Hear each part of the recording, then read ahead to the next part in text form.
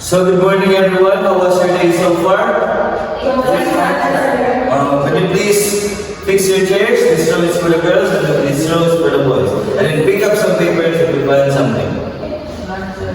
Answer. Okay, very good.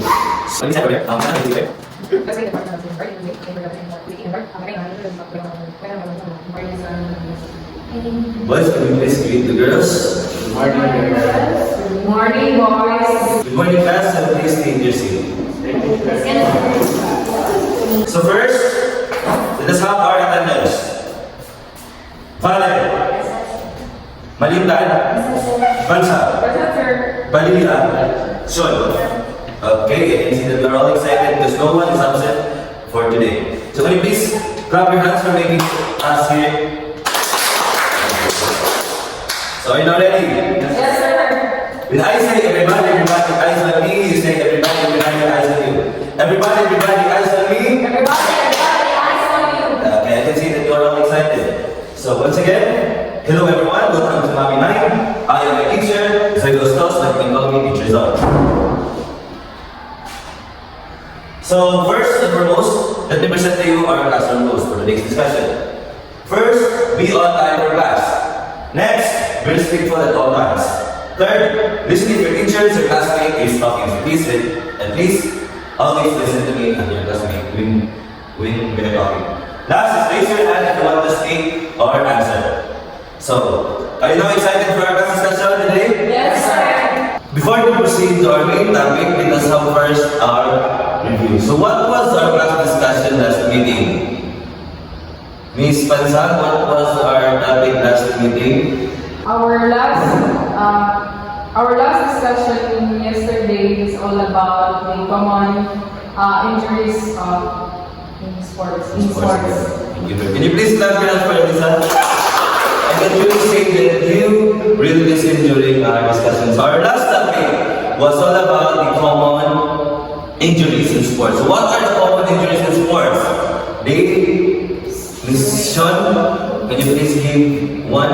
So the common injuries in sports is the sprain, Sprain. Miss Malindan? Strain. And Miss Bansan? Fractures. Fracture. So those are the three common injuries in sports: the sprain, the strain, and the fracture. Yeah. Can you please clap your hands for? So next, let us have our game time. So who loves to play game here? Can you please raise your hand? So let us have our game. Our game is titled, What Am I? A set of words or a phrase that when read together produces another term. So example, thirst and end. So what am I? First aid. First aid. Very good. So let us start. Our first word is rain and who can guess? Mr. Palilao. It is treatment. Treatment, okay, let's see. Treatment, very good. Next, we have emergency. Miss Pansan? Emergency, sir. Emergency, let us see. Emergency, very good. Next, we have then and here. What do you think is it? What am I? I think sir it is danger. Danger, let us see. Danger is correct. Next word, first and aid. What am I? Miss Vale? I think sir is first aid kit. First aid kit, let us see. First aid kit is correct. So next we have rest and bonds. What am I? Miss Valentan? Response. Response? Response is correct. So you all got it correct. That's correct. So since we have done our game, according to based on the words that are given, what do you think is our lesson for today? Miss Pansa, what do you think is our lesson for today? I it's all about curing the, how we are going to cure the specific injuries. Curing. Okay, another hand. Mr. Roy. I think sir, it's all about first aid. First aid kit. First aid, about first aid. Okay. So our lesson for today is all about basic first aid. Specifically for nose bleed, burns, choking, and wounds. So before to proceed, let me present to you our learning objectives. So can you please read it in chorus? As long as the students will be able to identify the appropriate basic first aid for nose bleeding, burns, choking, and wounds. Realize the importance of available and providing immediate assistance during emergencies and be able to perform the correct first aid technique and emergency condition. So are you all excited for our class discussion today? Yes, Can you please clap your hands if you're excited? So, our lesson for today is all about basic first aid for basic emergencies such as nose bleed, burns, choking, and wounds. When you hear the word first aid, what comes up in your mind, Miss Bansag? For what I understand, first aid, sir, it is pangunang lunas. Paunang lunas, according to Bansag. So another hand. Mr. Baliga, when you hear the word first aid, what comes? On my mind comes about the word treatment. Treatment, okay, very good. So, first aid, can you please read, Miss Vale? the initial process of assessing and addressing the needs of someone who is in emergency allows the medical expert to quickly determine a person's physical condition and kind of treatment can make difference to a person's recovery and could save their life. Okay, so the answer of Miss Bansag and Mr. Padilla are all correct. So, first aid, it is the initial process of assessing and addressing the needs of someone who is in emergency. Allows non-medical expert to quickly determine a person's physical condition and kind of treatment. Can make difference to person's recovery and can save their lives. So first aid is, according to Bansag, it is a paunang lunas. So the first aid, and upon reading this phrase, so first aid, pwede ba ang ordinaryong tao lang ang perform ng first aid or kailangan mga doktor lang at saka nurse? Really, sir. So pwede ang mga ordinary tao. So it's been stated, allows non-medical expert to quickly determine a person's physical condition and kind of treatment. So what is the purpose of first aid? Miss Sean, can you please read it? The purpose of the first aid is to sustain the life, to prevent suffering, and to promote speedy recovery. So to sustain the life, to prevent suffering, and to promote speedy recovery. So yan ang mga purpose ng first aid. Next, the principles of first aid, the 4 C's. Miss Bansag, can you please read it? Principle of first aid. First, C is call for help, calmly take charge, check the sick and casualty, and carefully apply first aid. So the principles of first aid, of course, is first we have the call for help. If ikaw ay makakita ng pasyente na kailangan ng emergency, if you yourself don't know how to perform first aid, of course, tumawag na help or magtawag ng tulong kung sino available. Next, how you take charge? So, kailangan maging kalmado tayo sa pasyente. Next, check the scene and the casualty. I-check ang paligid kung safe ba at i-check ang pasyente. Next is carefully apply first aid. So later on, we will be discussing what are the first aid must be applied for the specific emergencies. So next we have, so what is the DRABC in first aid?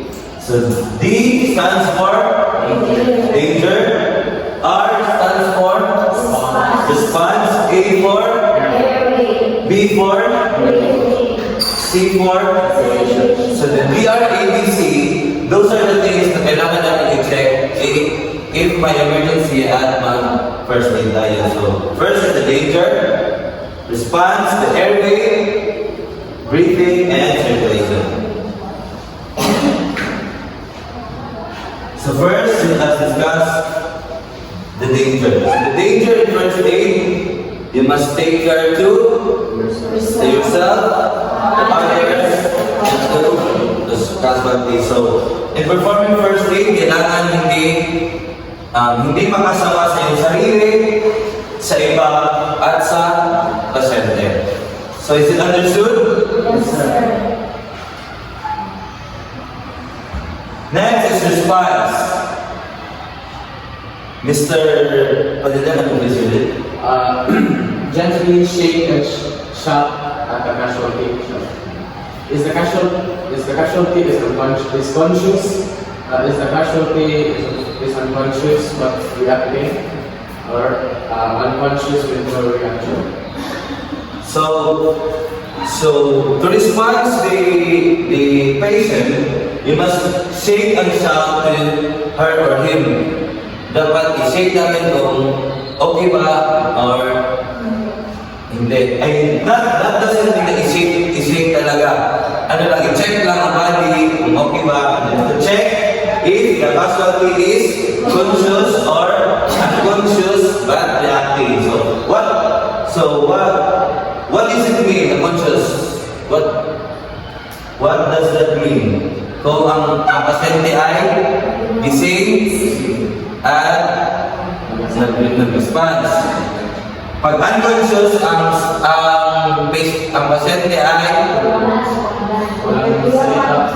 di mag-response, kumbaga parang natutulog or na-collapse.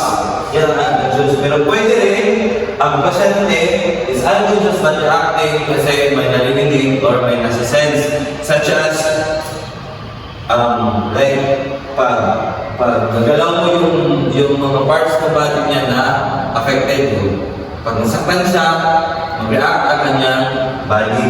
So, dapat, you must know if the patient is conscious or unconscious.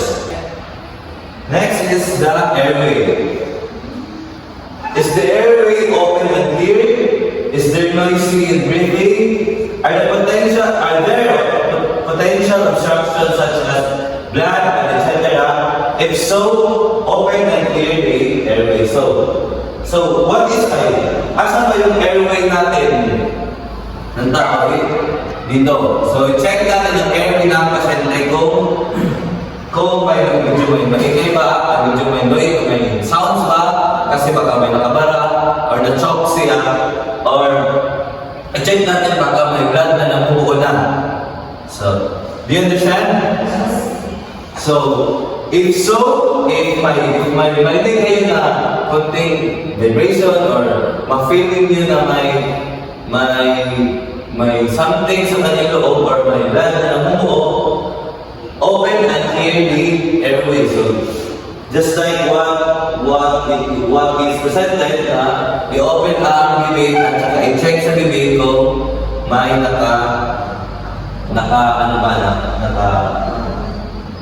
stock na food or ano ba? Okay. Is it understood? Yes, sir. So, how to open an airway? Tilt head and back and lift chin up with fingers under the jaw to establish airway. Move head as little as possible if there's maybe a neck injury. So pag may neck injury ang pasyente, dapat dahan-dahan lang natin ganyan yung ulo niya at saka ilagay ang dalawang kamay dito and i-left ang chin and then i-open and then check na mouth if may nagbaraba. So is it understood? So next thing to check is the breathing. Look for chest movement. Listen for breathing. Feel breaks in your cheek or neck. If not breathing, need to rescue breathe. So, how to check the breathing? First, Look for the chest. look for chest movement. So, saan ba yung chest natin? Dito. So, i-check natin kung gumagalaw ba ang chest na pasyente. So, listen for breathing. How to listen? Feel breathe on your cheek or neck. So, cheek or neck, ilapit na natin yun sa bibig or sa ilong ng pasyente. So, is it clear? How to check the breathing? So, next is circulation. So, what? Circulation, ano ba yung circulation? Ang galing ng dugo. So the circulation, is there a hearted pulse? Is it strong or regular? Is there a major blood loss? If no pulse present, if there's no pulse present, then start CPR circulation, pulse respiratory or the CPR. Since you are a grade student and you are not allowed to perform such thing as CPR. So let us all remember. Kasi yung i-ano lang natin, ang i-perform lang natin is yung kaya natin at yung common emergencies na pwedeng mangyari sa atin dito sa classroom natin o sa bahay natin. So is it understood? So alam ba kayo mag-perform ng CPR? Hindi, kasi mga well-trained individual lang ang pwedeng mag-ano ng CPR. So what is the five things that we need to check? The D, R, A, B, C. What is the D? The danger. The R, the response. The A, airway. B is for breathing. C is for circulation. Very good. I can see that you truly listen to our discussion. Can you please clap your hands? So this part, let us. I'm about to discuss the common emergency that can possibly happen in our classroom and in our house. So, first emergency is nosebleed. So, ano ba yung nosebleed? Pagdudugo na nasa ilong. So, ano ang mga pwedeng gawin pag may nosebleed? So the do and don'ts for first aid treatment. Do not lean back. So what does it mean by do not lean back? Mr. Padilla? Do not lean back, sir, means do not tilt your head upwards so the blood will stay. Okay, very good. So do not tilt your head backward para ang dugo ay hindi ma-stop or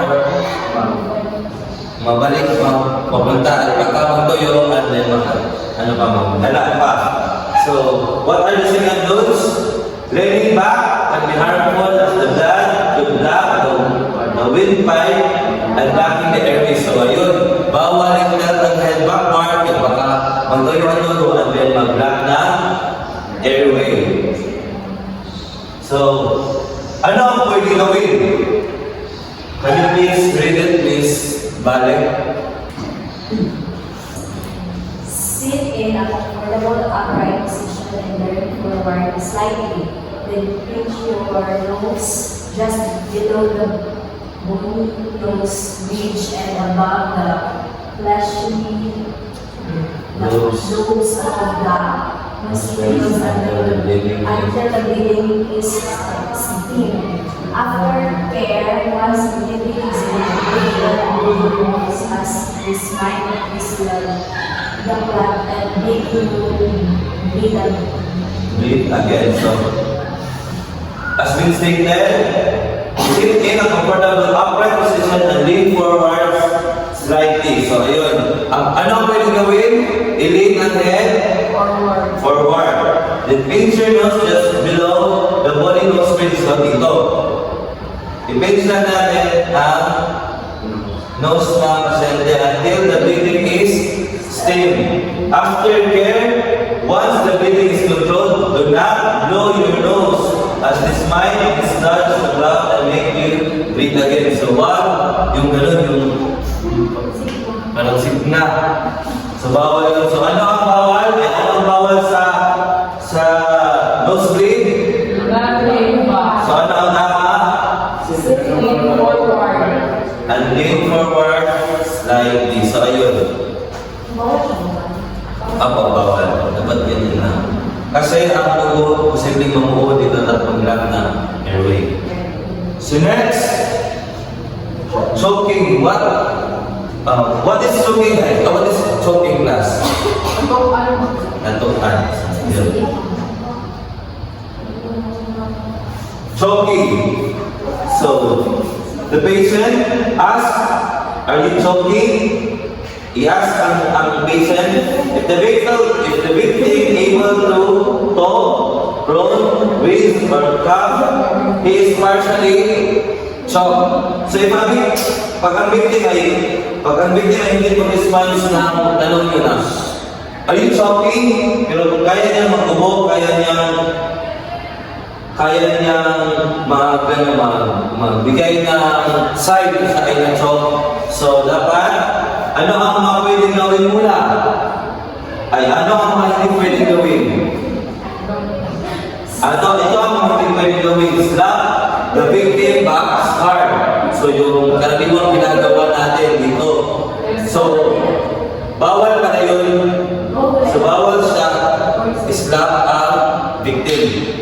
Next, using your fingers to force out the item out of the victim's mouth. So, pwede ba yun na gamitin ang kamay para kunin ang item na naging sarili ng choking? Pwede ba yun?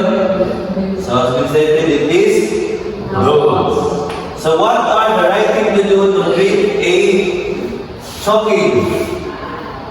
Miss Valentine, can you please read it?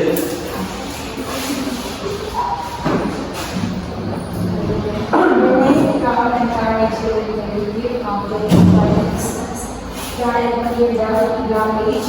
Stand slightly behind the person to one side. Support your chest with one hand. Lead the person forward so that the object blocking the airway will come out of the mouth rather than going further down. Give at least 5 sharp blows between the person's shoulder blades with the heat on your hand. Stop after each blows to check if the blockage has cleared. If not, give up to find a good mark in the process.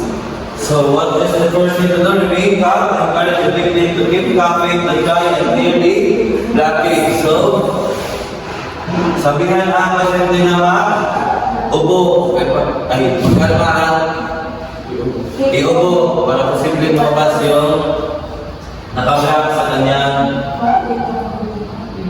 bibig. And stand slightly behind the person to one side.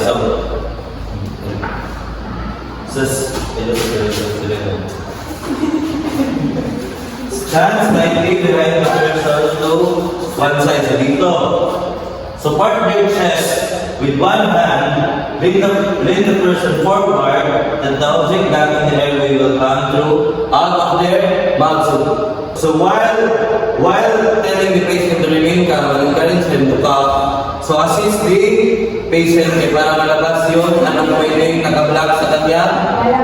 Lalamunan. Yan, very good. Thank you. So, kaya ba natin yung gawin pag may pasyente, pag may nakita tayo ng choke?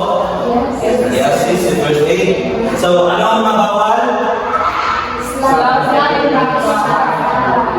Next, Using your fingers for self-apply and not the victim's mouth. okay, very good. So, bawal na bawal sa pagkain ang pasyente sa likod upang lumabas ang nakastart na pagkain. At bawal gamitin ang kamay upang kunin ang mga bagay na nakastart sa kanyang lalamunan.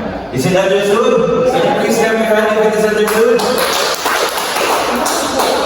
So our next emergency is birds. Ano ba yung mga birds? Nakapasok mula sa mainit na bagay. So let us specify what are the types of birds. Meron tayong first degree, the second degree, and the third degree. Pero ang lahat na ito ay birds. The first degree is parang hindi masyadong na sa ano lang, dito lang. Next is medyo malalim na sa second degree, and then the third degree is yung medyo nagsugat na talaga na malalak na. Okay? So there are first degree, the second degree, and the third degree for our birds. So what are the do's and don'ts for first aid treatment in the birds? So first, let us explain what are the don'ts. First, never put ice on the bird. So bawal na bawal lagyan ng yellow. As if they healing or cause extra damage. Also leave the pattern or fiction unless you want to make it worse. So, posibleng matagal pa, mag-heal pa, lagyan ng ice ang bird. Next, do not break blisters and attempt to remove the skin as it can cause infection. Pag nag-burn, bawal i-pin yung mga yung affected area kasi mag-cause ng infection. So, is it understood? Hindi pwede gawin sa birds? So, ano ang pwede gawin sa birds to train a bird? For the first degree bird, ano nga yung first degree? Pasok lang. Yung medyo di pa malala. Put the bird part in cold water. So dito, bawal lagyan ng ice, pero pwede ang cold water lang. Basta bawal ang ice. So, ilublob ang affected part sa malamig na tubig. So for the second degree, put cold, wet dressing on bird. Yung mga tela na basa. Cover the burn part with a loose bandage or a clean wash cotton sheet or a larger area and go to the doctor. So lagyan ng bandage na hindi masyadong mahigpit. And then, dalhin sa doctor. So for the third degree burn, leave burn close to the skin. The face is burned. Keep big setting up. Keep airway open. Turn head back. Evaluate burn arms, legs, hand. Keep burn higher than heart and call the ambulance. So, leave burn close to the skin. Pag nasunog ba yung, like nasunog ang bahagi, itong bahagi ko, pwede ba natin kunin agad yung t-shirt? Hindi. So as we say, then burn close on the skin. So if the face is burned, keep the airway open. Saan nga yung airway natin? Dito. Next is tilt the back, head back. So dito, pwede siya i-tilt back. Ang choking bawal i-tilt, nose breathe bawal i-tilt back. Tilt forward lang. Ang sa burner spot, ang mukha mo ang nasunog ay i-tilt back ang iyong head. So, evaluate the burn arms. Pag ang arms or legs back, the burn ang gawin. Keep burn higher than heart. So, ipataas ang kamay natin. Balik.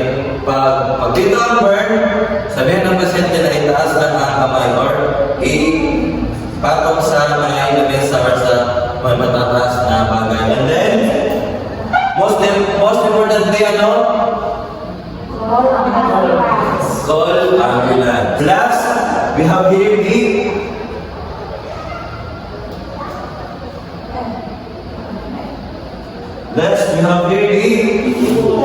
the wounds. Ano ang wounds? Sugat. Sugat. Yan. So what to do to aid a wounded patient? So first, wear gloves. If possible, and exposed to wounds. So what is it mean? Salt and gloves. Control bleeding, clean wounds. Why is it important to clean the wounds?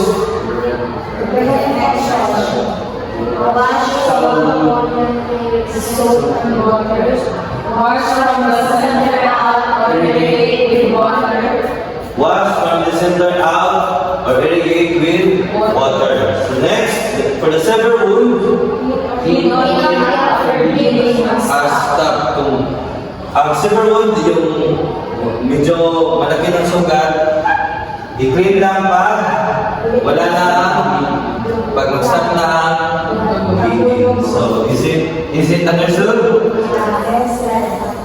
What are the 4 common emergencies that can possibly happen in the classroom? First, nose bleed. Second, choking. Third, burns and wounds. So, at this part, let us have our first activity. So our activity is called What's Best for Me.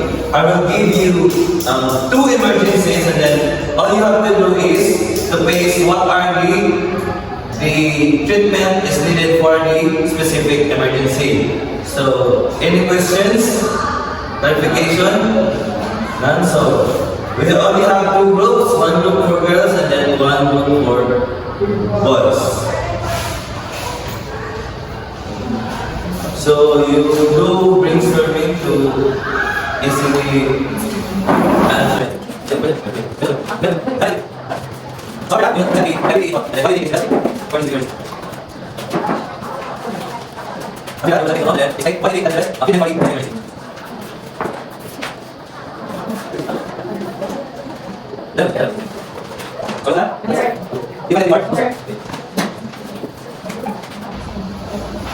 So I think our male group was done.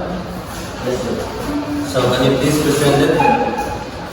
How about the female group? Are you all done? So please.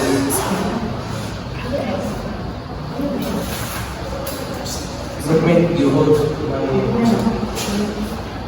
So let us listen for our male group. Okay, so first of all, these are the emergencies or the common emergencies that were given is choking. So first of all, choking, we will review. Actually the news is to remain calm and encourage the victim to keep coughing to try to clear the blockage.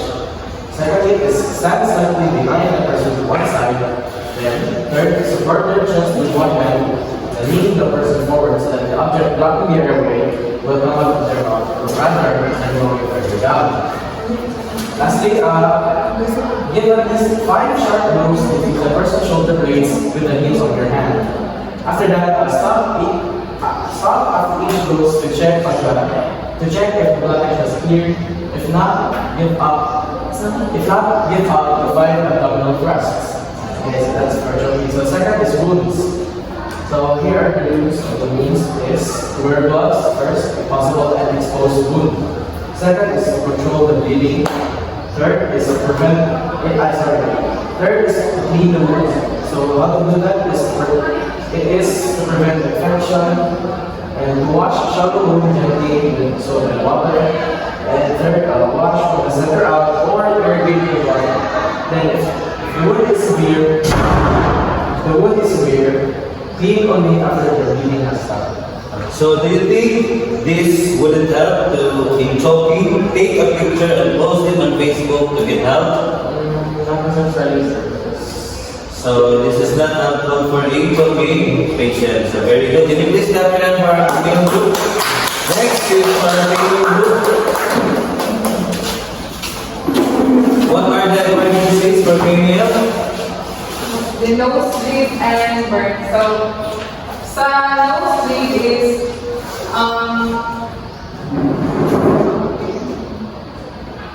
how to So the treatment for nosebleed is you're going to sit in comfortable position, then ilinin nyo ang inyong head. Ay! Forward! Yan. Not backward. Not backward. Sorry. So sa burns is, first degree burn is, butanganin mo ang affected part of cold water, not ice. And also sa second degree burn ka,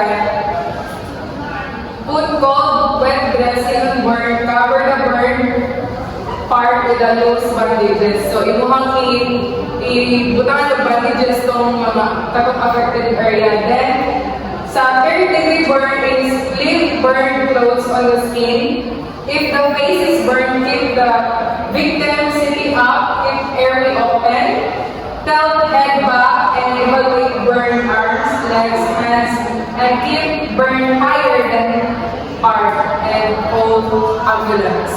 So very good. So do you think this treatment wouldn't help for a burn patient? Leave the victim alone and let him or her recover? No sir, dapat imuha siyang tabangan and then imuha siyang tabangan and do the treatment. Okay, very good. Can you please give your hand for our girls? Again, I can see it now. You should listen to our discussion today. So do you learn a lot? Yes, sir. Okay, very good. This time, we will have our application. I will group you, I will divide the class into 4, and then specific scenarios will be given to perform. Each group will be given different emergency situation and must demonstrate and appropriate the first aid response. So, is it clear? And I will be giving you a scenario or different emergencies that you are about to on what are the appropriate response that you are about to perform. So representative from group 1, just your side. What group? Group B? Then group 1. So before to start, let me present to you first the rubric. This exercise to grade your this activity. So for the guidance,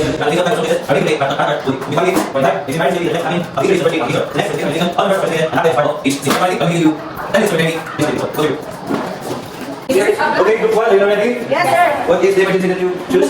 Okay. Lights, camera, action. Oh my God.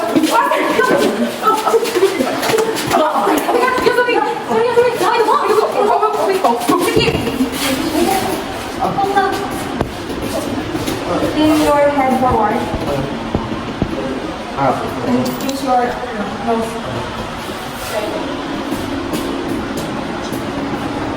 Okay, thank you. What is the emergency? Lights, camera, action.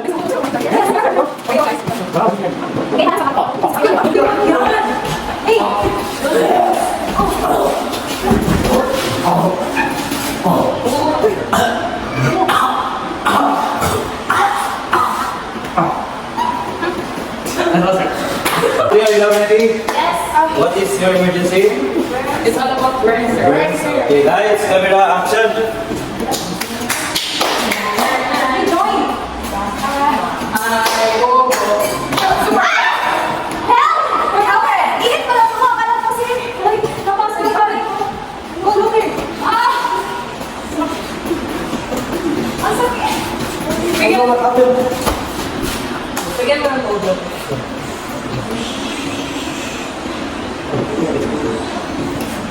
Is it cold?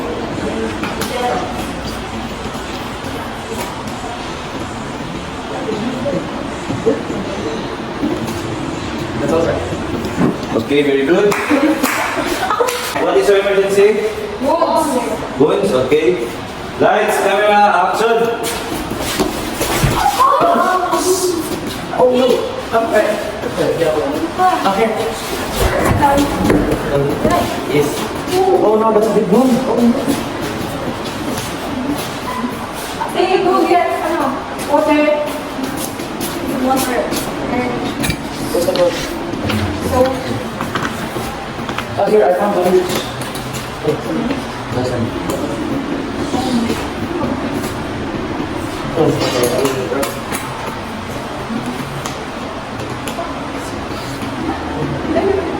Sorry.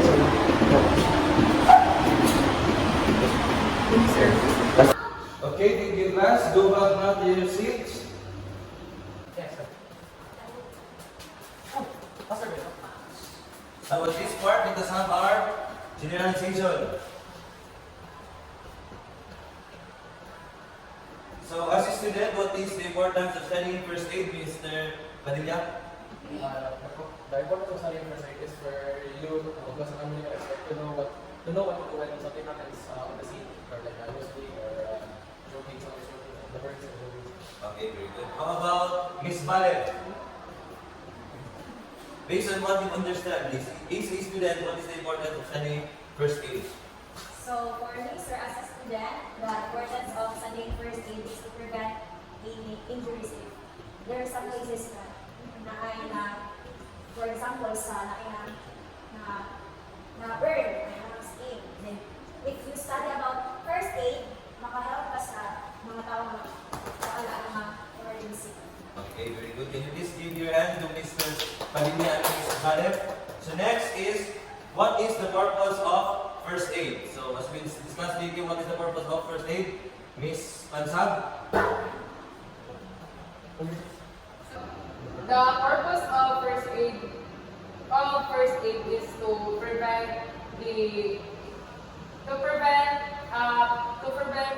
suffering sa victims, sir. Okay, very good. Can you please give your hand to Miss Pansab? So the purpose of first aid is para hindi na mag-suffer ang pasyente at the pain that the patient is suffering. So next, what are the 4 C's or principles of first aid? Miss Sean, what are the 4 C's? Principles of first aid? First is call for help. So for help, next, Second is calmly take charge. how we take charge, next, Third is check the scene and the casualty. check the scene and the casualty, next, Carefully apply carefully apply the the first aid. Very good. So next, what are the 4 emergencies that needed first aid? So ano yung mga kalamitang emergency na pwedeng mangyari sa bahay natin at sa kalam natin? What are those 4 common emergencies? Okay, Miss Balintad. Four common emergencies that needed first aid is nosebleed, Nosebleed, choking, choking, burns, burns, wounds. Okay, very good. So can you please clap your hands for everyone participating? Ayan. Next, we have our quiz time. I want you to get a one set of paper for we'll be having a quiz. Our quiz is an AC type of test. So this time I want you to complete the following. I complete the I learned statement. I learned that blank. I was surprised that blank, and I realized that blank. So is it clear? So is the quiz finds you hard or not? Okay.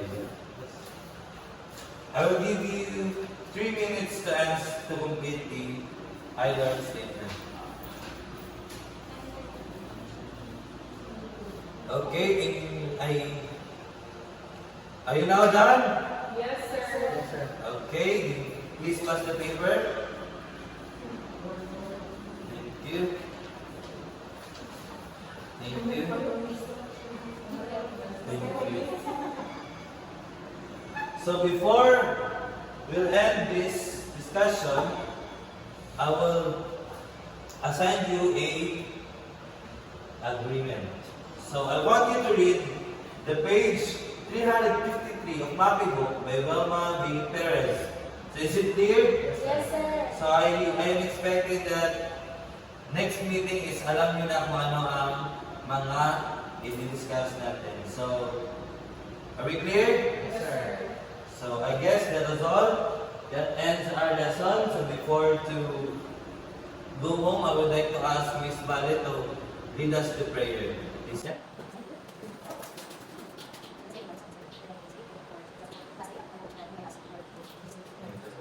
Goodbye, class. Goodbye.